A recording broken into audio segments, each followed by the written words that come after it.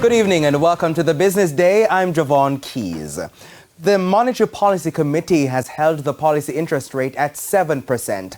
The Bank of Jamaica BOJ says the committee members unanimously decided to maintain the rate, a decision they hinted at last month. This is the first pause in interest rates going up from the central bank since it began increasing rates in October 2021. The BOJ says the committee's decision was based on incoming data being generally favorable for the inflation outlook. Jamaica's inflation rate as of November was 10.3%, while outside the 4 to 6% target range, the figure was within the range of 9.5 to 10.5% projected by the bank.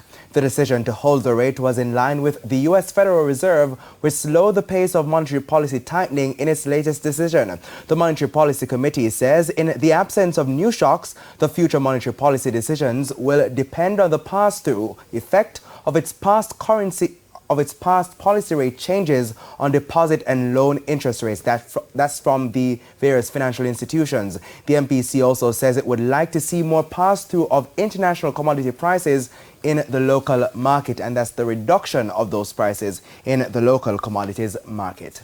Now, the Jamaica Manufacturers and Exporters Association, JMEA, has forged a major deal with global shipping firm DHL to make shipping of goods cheaper for some local companies.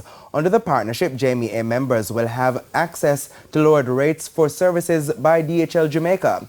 JMEA President John Mafood says the deal gives manufacturers and exporters an opportunity to get their products to consumers across the world. The deal comes at a time when more persons are shopping online and more businesses are offering global e-commerce services. High shipping rates have, however, been prohibitive to a number of companies considering export. And to the foreign currency market now, the US dollar is being sold for an average $153.22. $112.81 is the going rate for the Canadian dollar, $186.57 for the pound, while it's costing an average $164.69 for the euro.